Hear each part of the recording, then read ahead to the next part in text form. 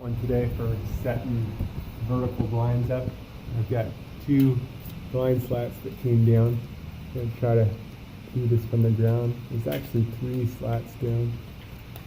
So I'm using 2 of them to kind of, using one to give it support as I put the other one up and in from the ground. In theory, there it is.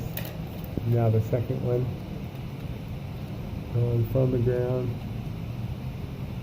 Not that easy to see. I can probably rotate, but I got it. Alright, and I need one more slat for the top one. That's a different story, but at least you can see how to do it.